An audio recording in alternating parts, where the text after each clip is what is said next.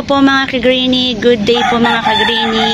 Saang dako man kayo ng mundo naroroon ngayon. Good evening, good morning, and good afternoon po sa inyong lahat. Ngayon po meron po akong pupuksain.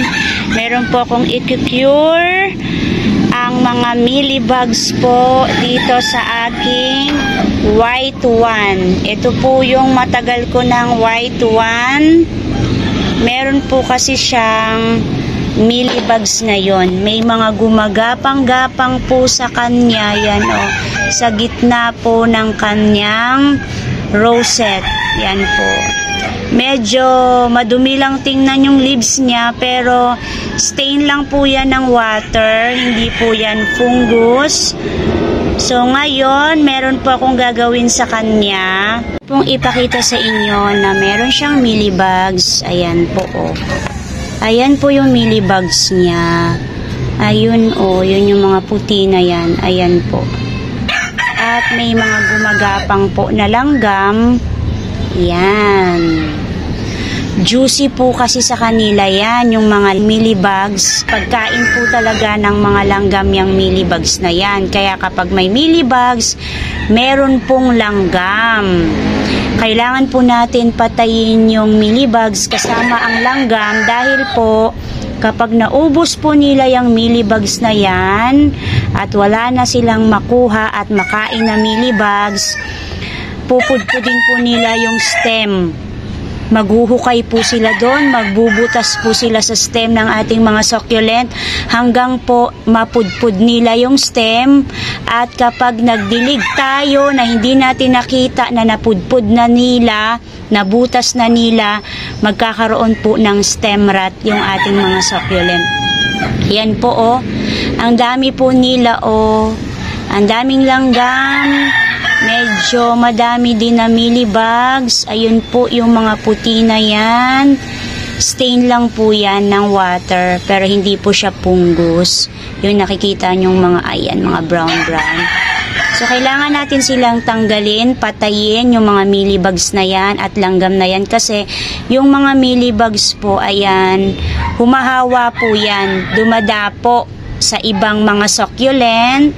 Kaya yung iba, mapapansin mo, kapag hindi mo po sila pinatay, agad-agad, nagkakaroon ng mga mealybugs sa katabi nilang mga succulent. Ito naman, yung isang white one, so far so good, wala namang mealybugs. Pero agapan na natin, wag na nating hayaan na ito ay dumapo pa sa iba.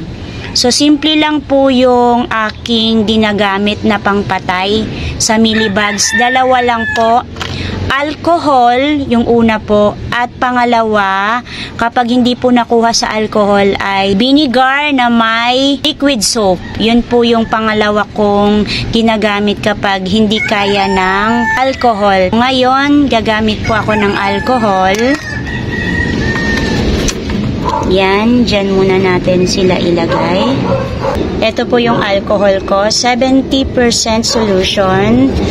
Wala na kasi akong maliit na spray. So, ito po yung aking gagamitin. Ilalagay ko lang po siya dito sa bottle na to. Dahil yung maliit ko po na pang spray ay nawala na. Kaya ito na lang po yung gagamitin ko. So, let's start. Ayan po oh. Nasa gitna sila. At mukhang nagsasaya sila. Okay. Ayan. Malalaman po natin kapag patay na yung mealybugs. Nagkukulay dirty white po yung kulay nila. Kasi actually, clear na white po talaga yung kulay ng mga mealybugs. So, kapag patay na sila, ayan, nag-iiba po yung kulay nila. Pati yung mga langgam, oh, natataranta sila. Spray lang po natin. Ayan. Ayun. Tumatakbo po ang mga langgam. Tingnan ko lang po ito. Mukhang meron pa dito. Ayun po. Yung mga puti-puti na yun. Sprayhan ko lang po. Yan. Pati yun. Yun nga lang po, mababawasan po yung parina ng ating succulent. Ayan po. Nakita nyo. Nag-iba po yung kulay. Ganun po talaga kapag nai-sprayhan sila ng alcohol. Nag-iiba po yung kulay ng ating mga succulent. Para sa akin, okay lang po yun. Kasi, makikure naman po natin sila. Ayan na po. Okay na. Patay na po yung mga langgam. Ito gumagalaw-galaw pa siya. Pero, nangihina na siya. Pero, okay na po. Nawala na po yung stain. Yung kaninang madusing, medyo malinis na po siya. Tingin po tayo sa kabilang side. Baka meron pa po sila ditong mealybugs. Wala naman. Dito sa gilid. Okay naman. Wala naman. Nandito lang talaga sila sa harap o sa gitna. Pero ayan, napuksa na natin. Natanggal na natin yung mealybugs. Okay na po. Spray lang po ako ng isa pa. Ayan.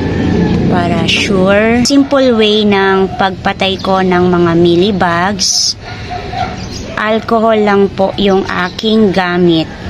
Pero kapag madami na at hindi kaya ng alcohol, gamit po kayo ng liquid soap at saka vinegar paghaluin po ninyo. Dito naman po sa aking garden, wala po akong problema sa langgam dahil meron po akong insecticide na ini-spray sa kanila. Kaya buti na lang hindi sila lapitin sa mga langgam yung aking mga cactus and succulent. Medyo mealybugs lang yung problema ko pero iilan lang sa kanila. Okay, final look. Na-clear na natin sila.